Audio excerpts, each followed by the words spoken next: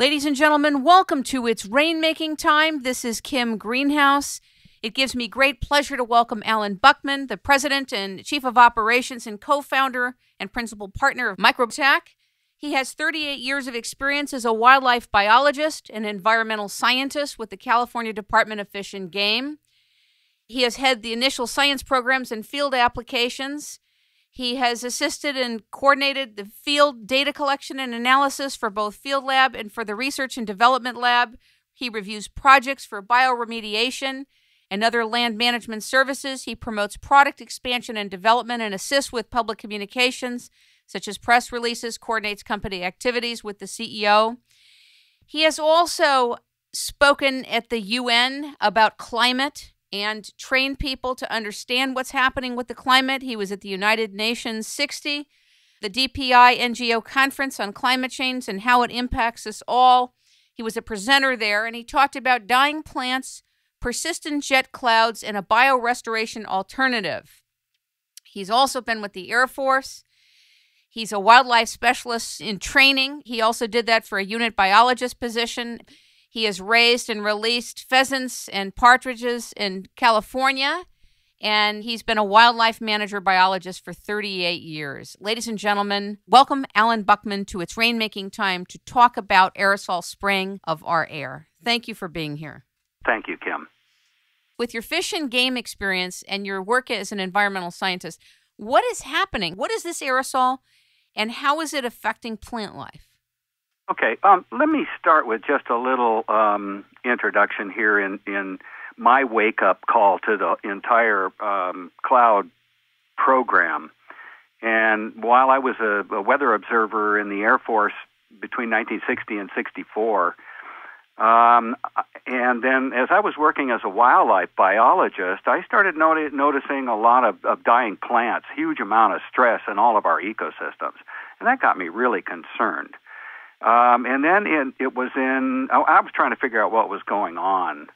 And then in 2002, I received a video from someone who said, "Hey, you are a weather observer. What do you think of this video?" And the video it's called the Cox video.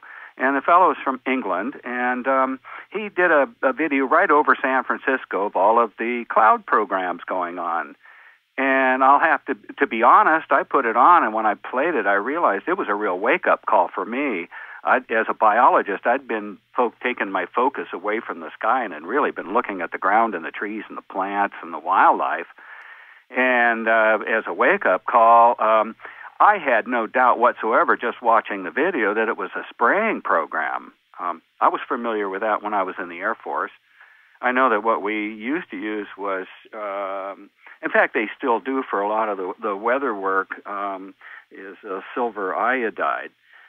But the clouds I was seeing had to be a lot more than that. There was so much variety in them that they had to be a lot more nuclei to form the clouds than I was aware of. And it took me aback. Well, since then, I started investigating that as well to see what the links were. And then my observations since then, basically, I am totally convinced that it's aerosol sprayed from jets. It's not normal exhaust. The differences are the exhaust plumes, from a normal contrail tend to be very small, but these plumes are huge in volume. It was unlike anything I'd ever seen before. And the sprayed lines, they're not contrails, which are the normal jet exhaust that only persist for a short time. Well, these things were persisting all day sometimes and spread out into clouds. And as I was looking at the clouds, I thought, wow, they've come a long way since I was in the Air Force. But why are we doing all this? And is that, then it started to dawn on me that this sprayed clouds was doing a number of things. But just to get back at it, as I was watching the planes, I saw that the sprayed aerosols were coming from many areas of the wings sometimes from the tails, and that they weren't really going through the engines. I think the initial ones were set up, so you thought they were exhaust from the engines. But I can tell you after thousands of pictures and miles of video, it's really obvious that it's a program. And what does that mean to us? It's a program. Well, it means that somebody is intentionally spraying the clouds to create these effects. You know, Allan, I live in Los Angeles, and I see these planes all the time having nothing to do with the clouds. I see them over Studio City, over Santa Monica. They've been seen pretty much around the planet. We've got space shots of the cloud trails over the whole of California and over England and Australia, and it looks like most of the NATO countries. And I'm not sure the full extent of the program. I have friends living in New Zealand, and a few years ago in 2008, they had attended a seminar that I did, and they were sharing that there is so much spraying, even in New Zealand. I think it's way beyond the NATO countries. I think it's all countries it's going on. It's probably planet-wide. What have you noticed in terms of your work on the ground with plants? Talk about that, because I think that's really important for us to know. Well, other than my observations of the die-off and everything going on when I first started talking about it, well, it's like everything else. A lot of folks looked at me and said, well, what do you know about this? I was pretty much ignored for a long time until, the U.S. Geologic Survey biologist came out with a real study. See, mine were observations. I didn't really go in and do the tissue samples and all that. I had so many other things to do for the department that it was a little much for me to take on at the time. If I'd have realized the importance of it then, I think I would have done a lot more. Most of the observations and most of the sampling that has taken place has really been in Shasta County and in parts of Sacramento County. We started taking samples of snow, finding out that in some cases there were metallic particles in there, mostly aluminum, some barium. There's quite a mixture of different metallic types. It looks like metal salts. I hear there's strontium. Strontium, radium, boron.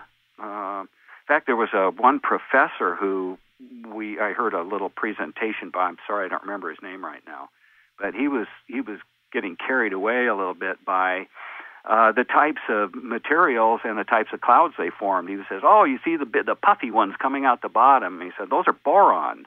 Then the long stringers are strontium." And I was going, "Oh, this is too much. They have all kinds of things they're doing." But then that kind of got hushed up. I didn't hear anything about that later. It's amazing. Things will come on, and then they kind of get hushed up. You don't really hear about them. I watched last night a new film called What in the World Are They Spraying? I was going to mention that. By G. Edward Griffin, Michael Murphy, and Paul Wittenberger. I'm interviewing two of them next week. And I have to tell you, it was the most devastating, disturbing thing I have seen in a long time. And what struck me as shocking is the response from our elected officials who had no interest. Very few had any interest. People are so in their heads about this, and all you got to do is go outside because they spray every day. See it. Anybody can see it. Yeah, it doesn't take rocket science. We're not talking about weather balloons. We're not talking about UFOs. We're talking about planes that are spraying our air with deadly toxic materials. Really interesting when they're having all of the scientists get together to talk about all this stuff. What are we going to do? And the very things that they were all proposing were the things that were already going on. And I had to think to myself, hey, don't you guys ever go outside and look up? I mean, it doesn't take too long as an observation if you're a weather person to figure out what the heck's going on. If you measure the contents in snow or water, or you take plants and you measure what type of materials are on it, isn't that enough? Well, you would think so, but your comment about the officials, Rosalind Peterson and I have worked together on a lot of this for years. And we've taken this to the officials. I've had a lot of meetings with the congressional people, with everybody. We've sent in all kinds of information. We've basically been ignored. It's like, I can't believe this. This is critical.